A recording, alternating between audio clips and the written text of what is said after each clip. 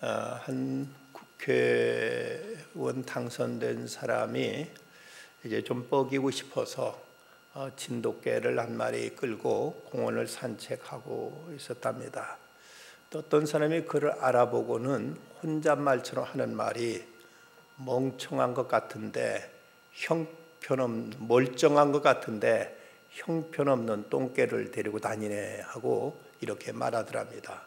그러니까 그 국회의원 당선자가 하는 말이 여보시오, 이래봬도 이 개는 진돗개 순종이요, 말 조심하시오 라고 말하니까 그 옆에서 그 말을 건넨 사람이 하는 말이 당신 보고 한 말 아니고 그 개한테 한 말이요 라고 말하더랍니다. 똥개라고 한 말은 개가 아니라 그 국회의원을 똥개라고 한 셈이 된 것이지요. 그 정치인에 대한 욕은 세계 어느 나라나 다 정치인은 욕해도 좋은 직업의 하나라고 합니다. 다른 어떤 직업이든지 다른 종교라든지 어떤 시족에 대해서 욕하면 이건 이제 죽고 살기로 덤벼드는데 세계 어느 나라에서나 정치인에 대한 욕은 어느 나라나 가능하다고 하는 걸 보면 정치인들은 세계적으로 그렇게 사람들로부터 환영을 받지 못하고 있는 것 같습니다. 그래서 이제 우리나라에서도 이 정치인에 대한 이미지가 좋지 않고 심지어 국회 폐지론까지 거론하는 사람들이 있습니다. 대단히 그러나 위험한 얘기죠. 국회를 폐지하면 이제 통치밖에 안 남습니다. 이제는 절대 권력에 의한 독재가 뒤따른다는 것은 자명한 일이기 때문에 때로 통치자들은 이런 정치를 희화화하고 정치를 혐오감을 주어서 국회 무용론 내지는 국회에 대한 이제 모욕감을 주어서 점점 정치를 이제 사람들로부터 회의적인 생각을 갖게 해서 오직 통치만 요구하는, 그러므로 절대 권력에 절대 부패하게 돼서 나라는 더 심각한 위험에 빠질 수가 있는 줄 압니다. 20대 이번 국회의원 당선자 가운데 개신교 신자가 93명이라고 국민일보에서 보도했고 천주교 신자는 77명이라고 가톨릭 신문은 보도하고 있고 불교 신자는 52명으로 법보신문은 집계하고 있습니다. 여기 보면 기독교인이 어쨌든 제일 많습니다만은 그러나 숫자가 많은 것이 중요한 것이 아니라 저들이 참된 그리스도인이냐 하는 것은 더더욱 중요한 문제인 줄 압니다. 우리나라는 역대 대통령 가운데 세 분의 장로 대통령을 모신 적이 있습니다. 이승만, 김영삼, 이명박 세 분 가운데 우리 기독교의 어떤 덕을 세웠다, 국가 기독교의 어떤 이름을 줬던 대통령은 제가 보기에는 이승만 대통령 외에는 없는 듯 싶습니다. 모든 많은 국민들이 기독교 장로님을 뽑으면 국가에 큰 보탬이 되고 또 우리 기독교에 큰 어떤 플러스가 될 걸로 기대했지만 정작 기독교인이 대통령 될 때 기독교는 가장 큰 피해를 입었고 요즘 기독교에 대한 사회적인 호칭 하나 개독이라는 이름이 바로 기독교 대통령일 때 이런 얘기가 보편적인 이런 용어로 쓰여진 걸 보면 기독교인이기 때문에 무조건 뽑아야 된다는 이런 얘기는 기독교 자체를 위해서도 크게 도움이 되지 않은 것을 역사가 증명하고 있습니다. 기독교는 세계사의 이름을 떨친 지도자로는 샤를마뉴, 카를 11세, 크로멜, 링컨 등을 들 수 있는데 저들이야말로 하나님 앞에 깨끗한 양심을 가지고 하나님을 경외하며 이 땅의 공법을 위해서 공의를 위해서 통치했던 위대한 지도자들로 나타나 있습니다. 2차 대전을 승리로 이끌었던 처칠 수상, 그는 타고난 재상으로 유명합니다.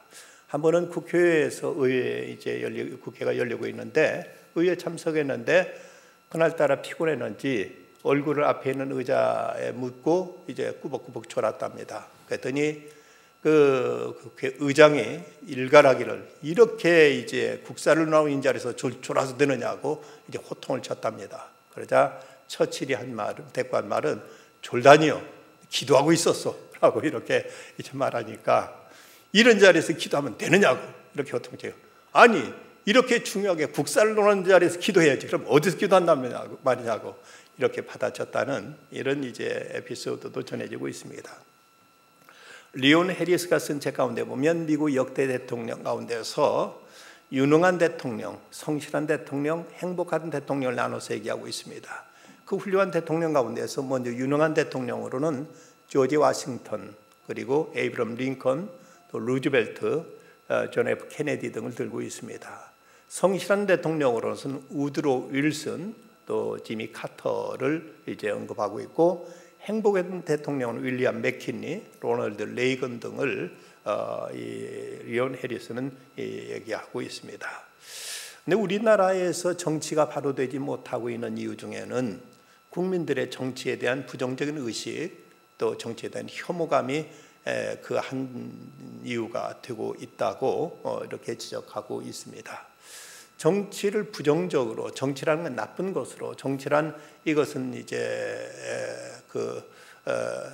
우리 사람을 더럽히는 것으로 이렇게 부정적인 생각을 갖다 보니까 그레시안 법칙에서처럼 악화가 양화를 구축하듯이 정말 이런 사람이 지도자가 되었으면 좋을 사람은 정치를 기피하게 되고, 어떤 권력에 대한 탐욕이 있는 사람들이 앞전에 나서면서 정치를 더욱 어렵게 어둡게 만들고 있다고 합니다.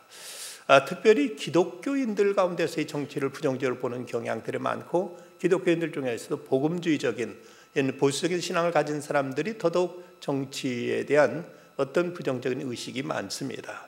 그 이유 가운데는 소위 사람들이 생각하는 정교 분리의 원칙이 한 몫을 차지하고 있는데, 그런데 정교 분리라는 말은 원래 이것이 없답니다. 정교 분리가 아니라 이것이 잘못 이제 오해된 것은 교회와 국가의 분리, 기능적인 분리가 원래 이제 그 원어인데, 이거 잘못 소개되고 잘못 또 이제 번역되어서 정교 분리로 이렇게 이제 잘못 이제 오해되고 있다는 것입니다. 정치와 종교는 분리돼야 된다. 이것은 맞지 않다는 것이죠.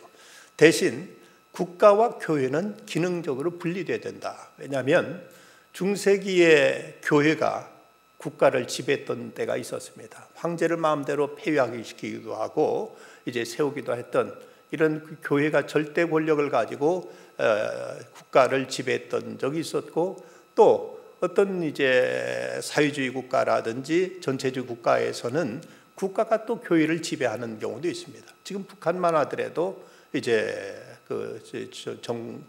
국가가 교회를 마음대로 통제하고 있는 이런 모습은 분명 잘못된 것이고, 이것이 이제 큰 해악이 되기 때문에 국가와 교회는 기능적으로 분리해야 되지만 종교와 정치는 이건 분리될 수 없는 것이라고 이렇게 얘기들 하고 있습니다.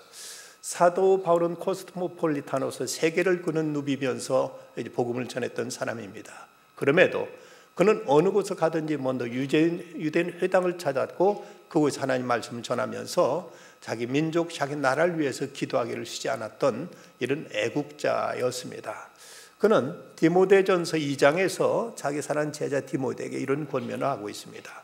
그러므로 내가 첫째로 권하노니 모든 사람을 위하여 간구와 기도와 도구와 감사를 하되 임금들과 높은 지위에 있는 모든 사람을 위하여 하라. 이는 우리가 모든 경건과 단정한 중에 고요하고 평안한 생활을 하려 함이니라 하고 말씀하고 있습니다. 사도 바울은 기도에 대해 강조하며 특별히 임금들과 높은 이제 지위에 있는 사람들을 위해서 기도하라고 디모데전서 2장 1절과 2절은 말씀하고 있습니다. 그런데 그렇게 그들을 위해 기도해야 될 이유를 이어서 밝힌 것이 바로 우리가 경건과 단정한 중에 고요하고 평안한 생활을 하려 함이라고 말씀합니다. 두 가지 단어가 소개되고 있는, 하나는 경건이고 하나는 단정입니다. 경건이란 단어는 우리가 하나님 앞에서의 성도의 자세를 말한다면, 단정은 사람과 사람들 사이에서 우리가 질서 있고 균형 잡힌 생활하는 것을 단정이란 말로 표현하고 있습니다.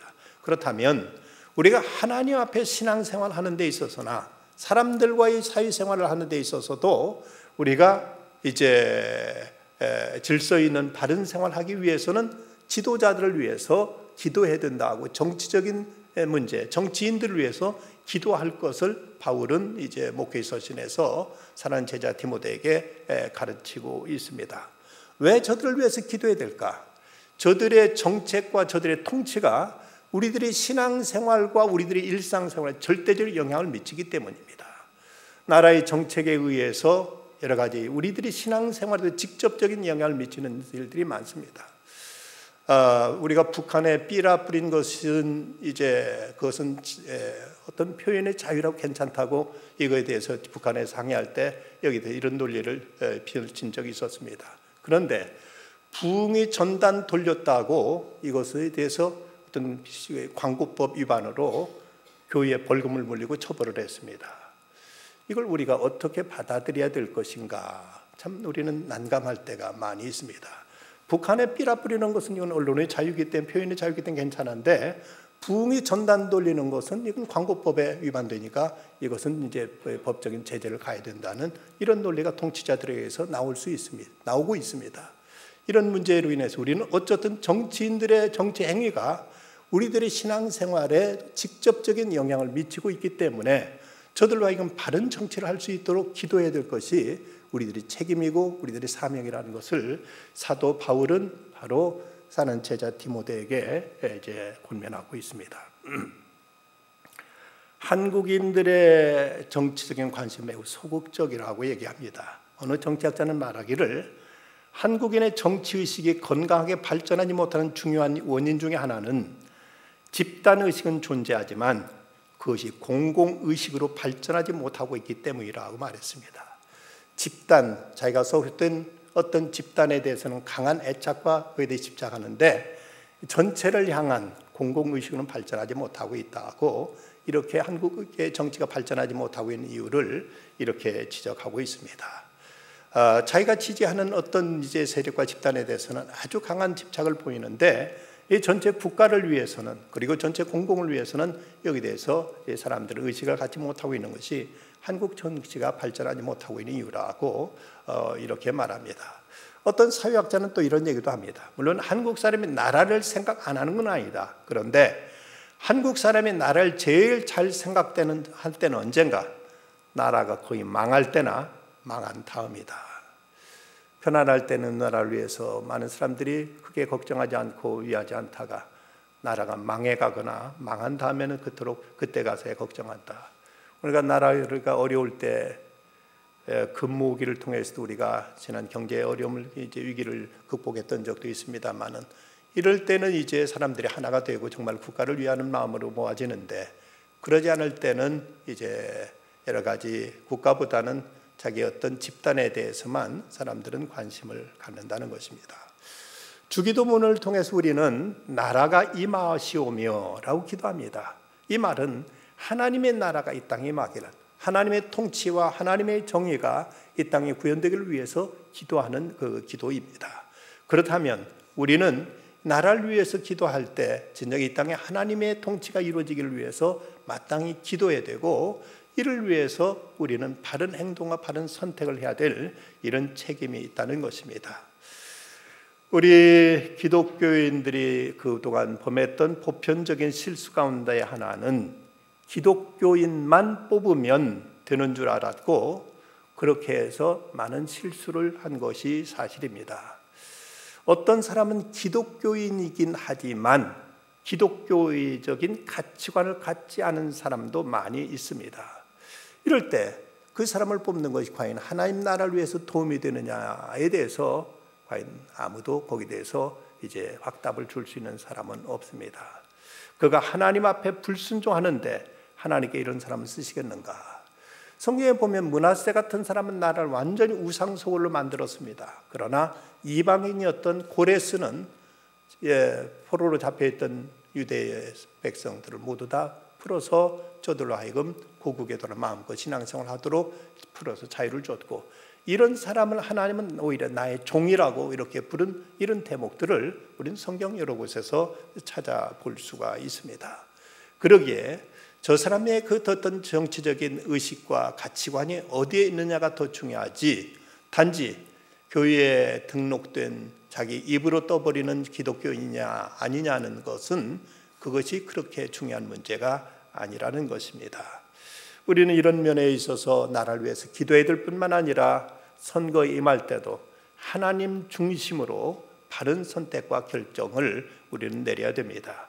우리는 걸핏하면 좌빨이나 보수 꼴통을 얘기합니다마는, 그러나 벳세메스를 향해서 좌로도 위로도 치우치지 않고 묵묵히 걸어갔던 그 법궤를 메고 갔던 암소처럼 우리는 하나님 중심으로 좌익도 우익도 아니고 그리스도 중심으로 모든 가치관과 선택을 할 수 있는 바른 신앙인이 될 때 이것이 진정 나라를 위한 것이고 이것이 그리스도는 이 땅에 하나님 나라를 세우는 신앙인으로서 바른 자세가 되는 것입니다.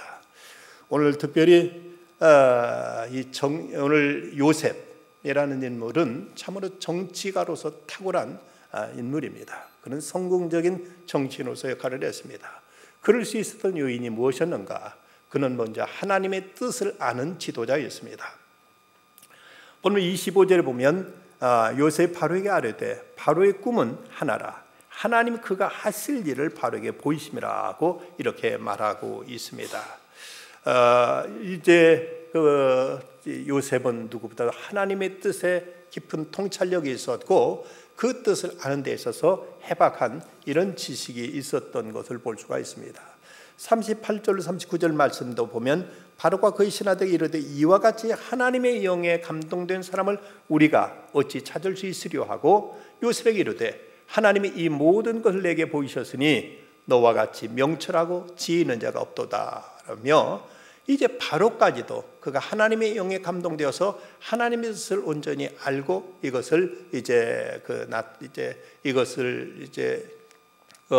적용할 줄, 이런 그 하나님의 뜻에 의해서 바로의 꿈을 해석하는 요셉의 통찰력에 대해서 이렇게 지적하고 이렇게 시인하고 있습니다. 유명한 설교가 조지 트렛은 말하기를 인간이 가질 수 있는 최고의 지식은 하나님의 뜻을 아는 것이라고 말했습니다.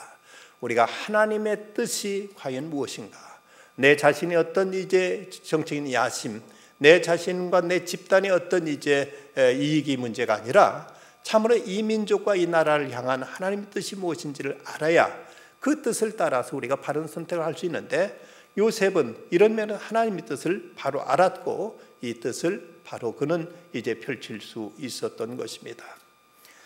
아브라함 카이퍼라면 네덜란드 수상으로서 참으로 위대한 정치가였고 훌륭한 또 신앙인이었습니다. 그는 1901년부터 1905년까지 네덜란드 수상직을 맡았을 때 그가 원했던 것은 나라를 변화시켜서 하나님께 영광을 돌리는 것이었습니다. 이런 카이퍼의 인내와 열정과 열망은 예수님과 친밀한 동행에 그 뿌리를 두고 있었습니다. 고전이 되다시피 한 하나님께로 더 가까이 To be near unto God이라는 이 책에서 카이퍼는 이런 말을 하고 있습니다. 하나님과 가깝고 친밀한 교제는 충만하고 활기찬 삶의 실제가 되어야 한다. 그것은 우리의 감정, 지각, 감각, 사고, 상상력, 의지, 행동, 말 속에 배어들여야 하고 영향을 미쳐야 한다.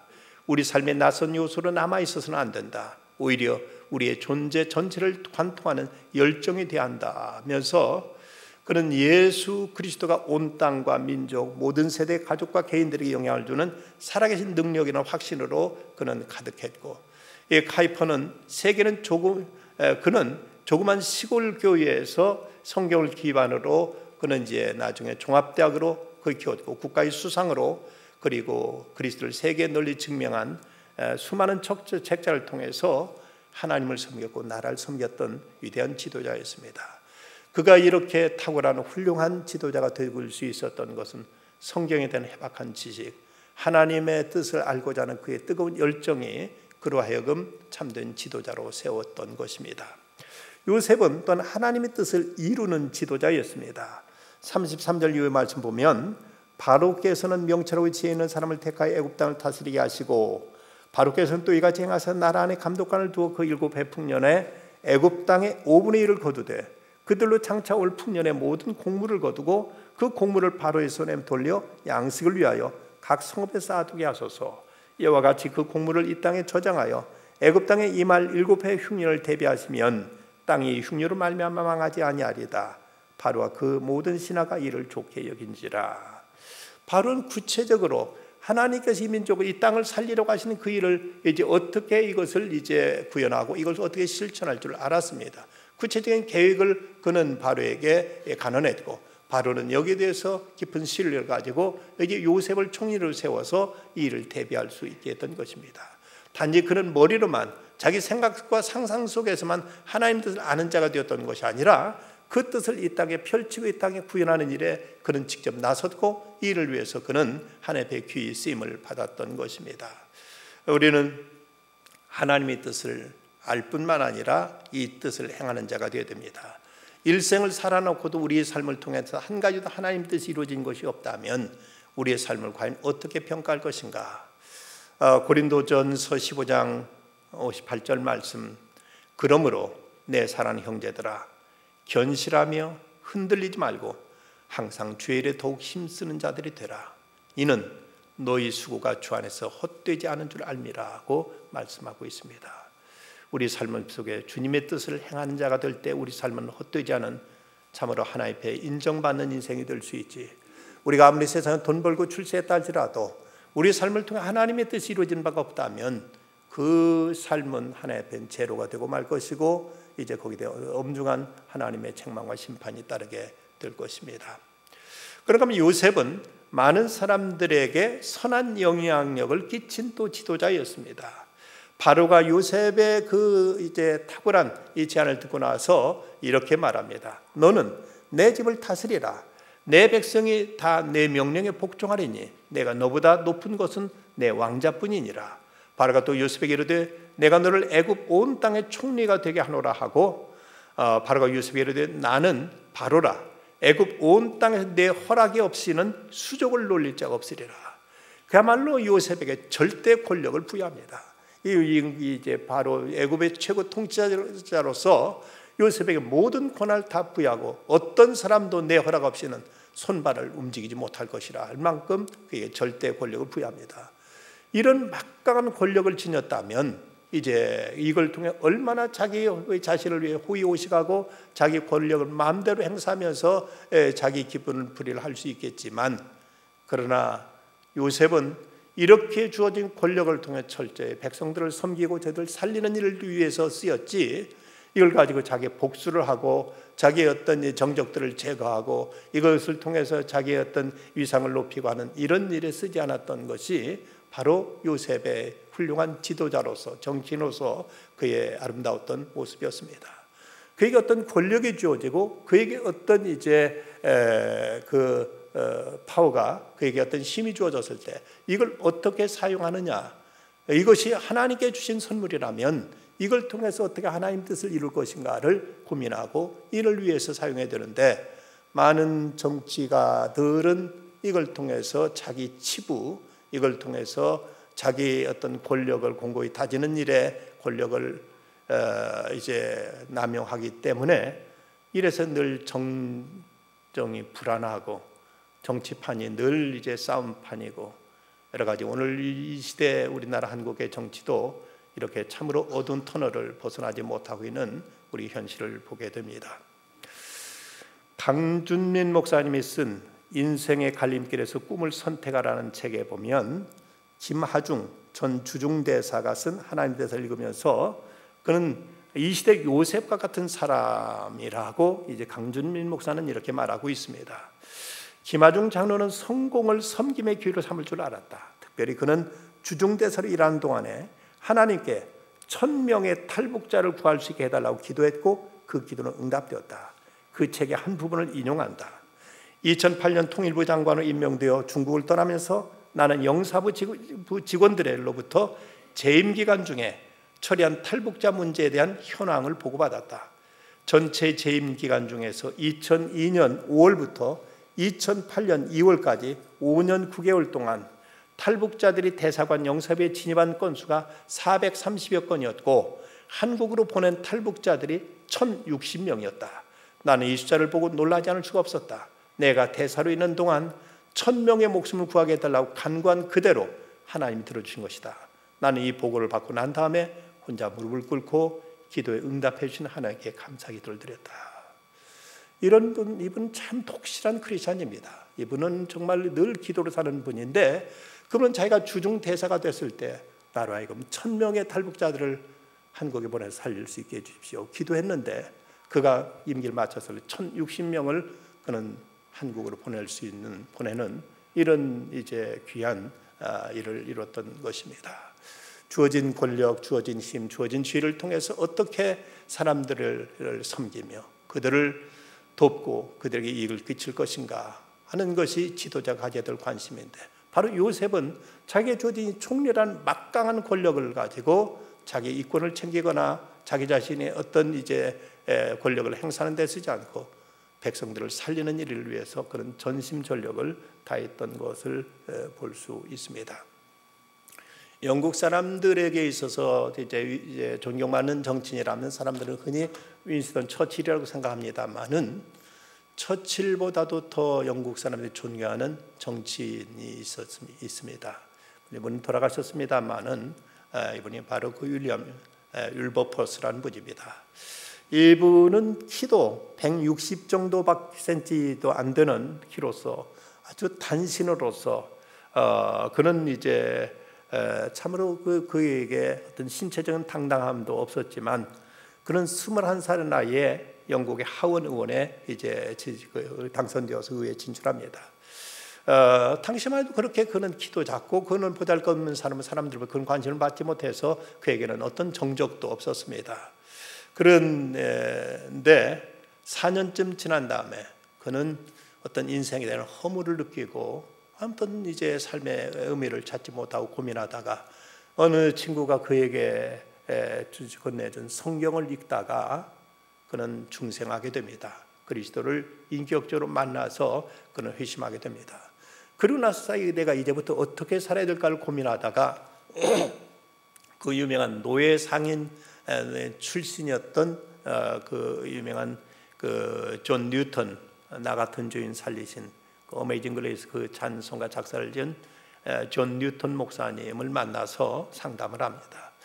그 존 뉴턴 목사님은 이 윌버퍼스에게 계속 의회에 국회의원은 남아있으라고 당부하면서 주님이 그분의 교회와 이 민족의 선을 위해 자네를 준비시키셨네라고 정치가로서 어떤 사명이 있음을 이제 그에게 격려해 주었습니다.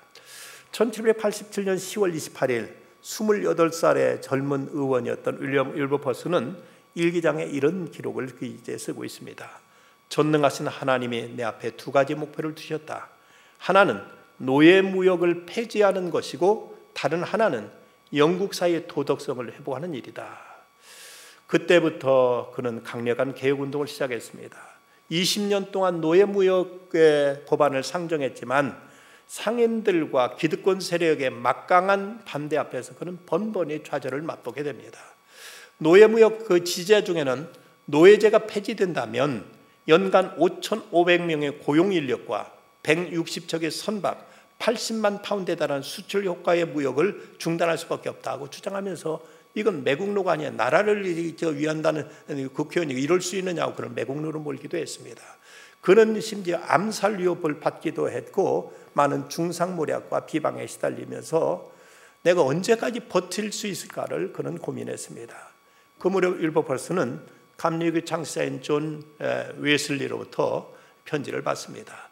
이미 그때 80세가 넘은 웨슬리의 마지막 편지였을 거라고 보고 있습니다. 이 편지에 이런 말을 하고 있습니다. 하나님이 이 일을 위해 자네를 격려하지 않으신다면 자네는 사탄과 정적에게 둘러싸여 녹초가 되어버릴 걸세. 하지만 하나님의 자네 편에 서신다면 누가 자네를 대적하겠는가? 그들이 한데 힘을 뭉친다 한들 하나님을 넘어설 수 있겠는가? 선한 싸움에 지치지 말게나 하나님의 이름으로 계속해 나가게. 선을 행하다 낙심하지 말라는 갈라디아서 말씀을 인용해서 선한 싸움을 싸다가 지치지 말게나, 이 말이 그의 마음에 새로운 각오를 다짐하게 만듭니다.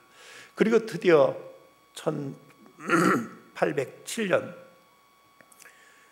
무려 40년 동안 이 문제를 가지고 그가 투쟁한 결과 다시 법안이 상정되어서 노예 철폐법이 이제 상정되었을 때 286대 16이라는 압도적인 표차로 노예무역 폐지 법안이 영국 의회에서 통과됩니다. 윌버포스의 전기작가인 존 폴록은 당시를 이렇게 기록하고 있습니다.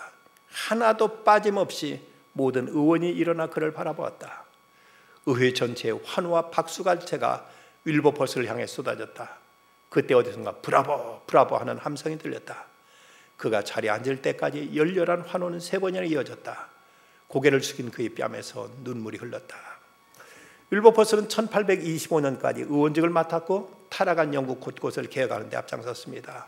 열악한 근로 환경을 개선하고 빈민 아이들을 구제하는 어린이 노동 보호법을 통과시켰고 빈민 구제, 직업교육, 고용 확충, 야만적인 형벌제도 개정에 일조합니다. 의회를 떠난 후에도 그는 여전히 영국의 양심으로 남아 있었습니다.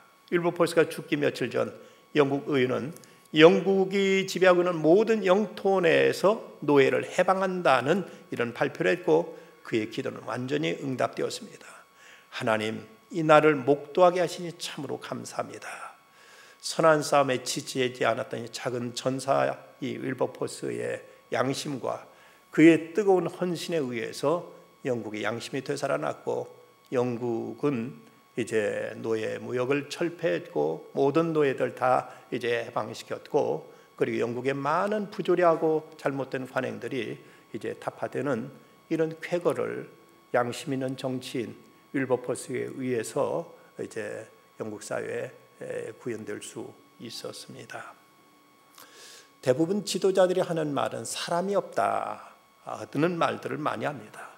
쓸만한 사람이 없다는 이런 얘기일 것입니다. 초나라 장왕은 신하들의 도움을 받아서 그는 왕에 올랐습니다. 그를 교대시켜 본 신하들은 그가 왕이 되기만 하면 뭔가 그는 나라를 위해 큰 일을 해줄 것이라고 그렇게 기대했습니다. 그런데 막상 권력을 잡고 왕이 되자 그는 날마다 수지육림의 술에 빠져서 국사는 전혀 돌보지 않는 것입니다.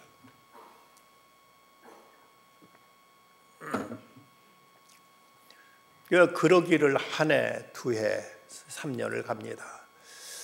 누구도 왕의 말에 거역하는 왕의 행사에 반대하는 처단하겠다는 엄명을 내렸기 때문에 누구 하나도 왕에 대해서 반대를 하지 못합니다. 그런 사이에서 나라가 3년이 이렇게 가면서 나라의 기강은 무너질 대로 무너졌고 나라는 피폐할 대로 피폐해졌고 국민들의 도탄에 헤어나지 못하게 됩니다. 이때 소종이라는 신하가 부모와 자기 아내에게 하직 인사를 하고 목숨을 걸고 왕 앞에 나가서 왕 앞에 간언합니다. 폐하, 이래서는 안 되지 않습니까? 나라를 돌보셔야지요. 백성들을 생각하셔야죠. 이래서 되겠습니까? 하고 이 소종이라는 신하가 왕 앞에 나가서 이제 왕 앞에 충언을 합니다. 그러자 이 장왕이 자리에서 벌떡 일어나서 이 소종에게 다가가서 그의 손을 잡으면서 왜 이제 왔소? 왜 이제 왔소? 내가 얼마나 그대를 기다리고 있었는지 아시오? 하고 말하더랍니다. 그에게 바른 말을 해줄 사람을 3년 동안이나 기다리고 있었던 것입니다. 왜 이제야 왔느냐고 이렇게 이제 말하면서 그때부터 정신 차리고 나라를 위해서 소종과 더불어 나라를 바르게 세웠다고 합니다. 어쩌면 하나님은 이 땅에 참으로 이렇게 충성된 자를 찾으실 것입니다. 왜 이제 왔느냐고 물으시면서 이런 자가 일어나기를 하나님은 간절히 기다리실 것입니다. 우리 나라를 위해서 기도하고 참된 지도자가 일어서도록 기도해야 됩니다. 네 편 내 편이 문제가 아니라 하나님 앞에 바르게 민족을 위해서 일할 수 있는 지도자를 위해서 기도해야 되고 이런 양심으로 우리는 투표도 하고 이런 자세로 우리는 이제 바른 신앙의 양심을 지켜가야 될 것입니다. 요셉, 그는 하나님께서 주신 위대한 지도자였습니다. 그를 통해서 그 흉년으로 죽어갈 뻔했던 수많은 사람들이 살아나게 됐고 이스라엘 민족은 이를 통해서 또 이제 새롭게 크게 번성할 수 있는 기반을 바로 요셉이 마련을 했습니다. 이날들은 위대한 지도자가 일어나도록 기도하는 신앙인의 사명을 우리는 잘 감당해야 되겠습니다. 기도하십시다. 거룩하신 아버지 하나님, 나라가 어지럽고 혼란합니다. 이럴 때 참으로 요셉 같은 지도자가 이 땅에 있기를 저희들은 갈망하고 있습니다. 하나님, 나라의 경건과 안정을 위해서 지도자를 위해서 기도하라고 말씀하셨사오니 나라를 위해서 민족을 위해서 기도하기를 쉬지 않는 저희들 되게 하시고 기도할 뿐만 아니라 저희들이 선택해야 될 때 하나님 앞에 부끄러움 없는 바른 선택을 할 수 있는 저희들 다 되게 하셔서 이 나라가 하나님을 경외하며 민족 통일을 이루며 온 백성이 참으로 평화롭게 살아가며 공의와 공법이 물과 같이 흐르는 사회가 되도록 이 민족을 주께서 구원하시고 축복해 주시고 그럴 수 있는 지도자가 일어서게 하여 주시고 이를 위해서 기도하며 바르게 선택하는 성도들이 다 되게 하여 주시옵소서. 예수님의 이름으로 기도드리옵나이다.